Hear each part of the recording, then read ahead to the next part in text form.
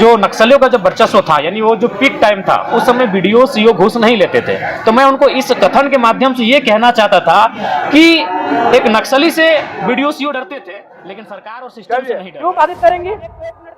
क्यों बाधित करेंगी?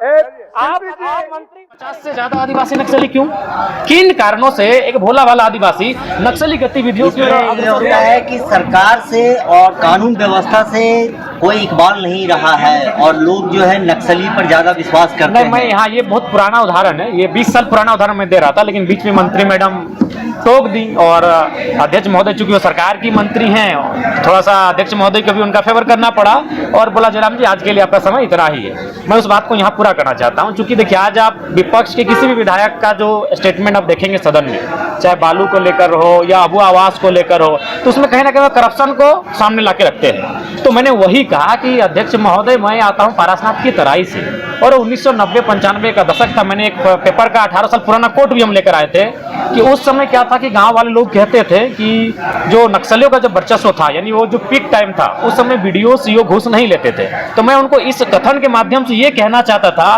कि एक नक्सली से वीडियो सीओ डरते थे, लेकिन सरकार और सिस्टम से नहीं डर रहे हैं। वो लगातार शिकायतें आ रही हैं घुसखोरी की। और दूसरा इस कथन से हम यह भी कहना चाहते थे कि जब ये राज्य आदिवासियों का है, जंगल आदिवासियों का, पहाड़ आदिवासियों का, मुख्यमंत्री आदिवासी, राष्ट्रपति आदिवासी, और उसी राज्य में जो अभी वर्तमान में गृह विभाग का डाटा है जिसमें 72 या 73 नक्सलियों की सूची है, जिसका राज्यपाल महोदय ने अभिभाषण में जिक्र किया, सदन में एक वरिष्ठ विधायक ने भी उस विषय को जिक्र किया। तो मैंने वही कहा जब ये राज्य आदिवासियों का, जल जमीन जंगल आदिवासियों का, और 70 में 50 से ज्यादा आदिवासी नक्सली क्यों, किन कारणों से एक भोला भाला आदिवासी नक्सली गतिविधियों की ओर अग्रसर हुआ, उन कारणों को जांचिए, उन कारणों को जानिए। और मैं भी चाहता हूं कि नक्सली असंवैधानिक है, वो गलत रास्ते में है, उन्हें उस रास्ते से ना जाने दिया जाए। और मेरे कहने का अर्थ यही था कि हथियारों से नहीं, विचारों से आप रोकें। मैं तो यहां तक कहता हूं कि आज अभी आप अगर नक्सली और पुलिस के मुठभेड़ को देखिएगा, जो मुठभेड़ में शामिल होते हैं पुलिस की तरफ से जो शहादत देते हैं, वो भी कहीं ना कहीं 3rd और 4th ग्रेड की नौकरी करने वाले सिपाही वर्ग के लोग होते हैं। आप जब ज्यादा अध्ययन कीजिएगा तो आपको कभी कभी ऐसा वाक्य सामने आएगा कि नक्सली मुठभेड़ में जो शख्स की जान गई और पुलिस में जो जिसकी शहादत हुई, उन दोनों का आपस में बहुत दूर का कनेक्शन है कि दोनों एक दूसरे से ममेरे फुफेरे भाई लगते हैं।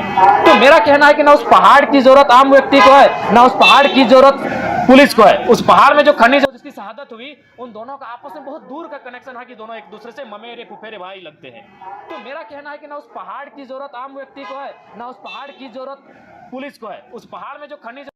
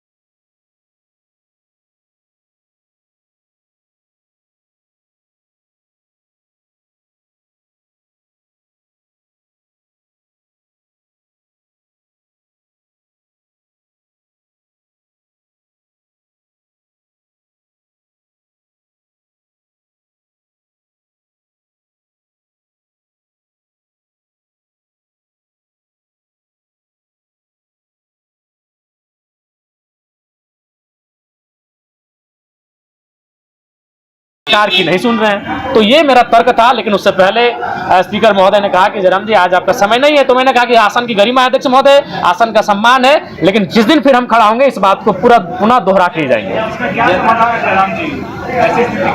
देखिए ऐसी स्थिति का कारण यही कि जो भी सरकारी पदाधिकारी हैं उन्हें अपनी जो सैलरी है उसे आत्मसंतुष्टि करनी चाहिए।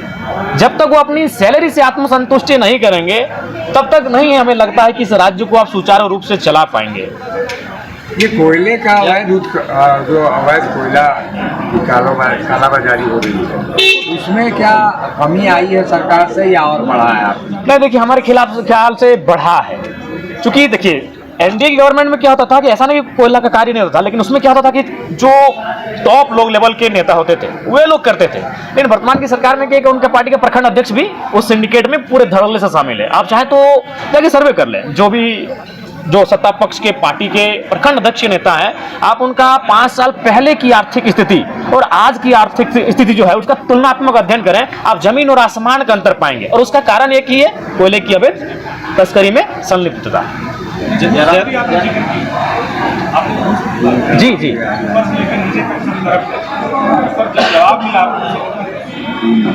देखिए, जवाब जैसे कि वित्त मंत्री महोदय जवाब दे रहे थे और सदन के एक वरिष्ठ नेता भी हैं, वित्त मंत्री भी हैं और सुलझे हुए इंसान हैं, लेकिन मैं उनके जवाब को उन्हीं के क्षेत्र में ले जाता हूं। वो पलामू क्षेत्र से आते हैं, पलामू प्रमंडल से, और हमें लगता है कल के ही अखबार में मैंने पढ़ा कि एक डीएसपी को बालू जो अवैध तस्करी करते हैं, अवैध कार्य करते हैं, उन्होंने डीएसपी को घायल कर दिया। बागमारे की घटना आपसे छुपी नहीं है, कुछ दिन बाद फिर थानेदार के हाथ को तोड़ा गया, ये घटना आपसे छुपी नहीं है। तो ये चीजें तो चीख चीख के कह रही है कि सिस्टम और विधि व्यवस्था किस दिशा में है। सरकार, देखिए सबसे पहला बात है, सरकार ईगो में है कि भाई हम सरकार में अपनी खामियों को क्यों स्वीकारें। मेरा कहना है वही सरकार बेहतर होती है जो अपनी गलतियों को स्वीकारे कि हाँ ये गलतियां हम में हुई है। ठीक है, आप सदन में मत स्वीकारिए। मेरा कहना है सरकार के जो मंत्री हैं वो सदन में ना स्वीकारे कि हम भूल कर रहे हैं, लेकिन आप जब कैबिनेट में बैठते हैं, जब कैमरा ना होता है, जब मीडिया नहीं होती है, उस समय स्वीकारे कि हाँ ये असुविधाएं इस राज्य में है जो राज्य की जनता के लिए खेद है।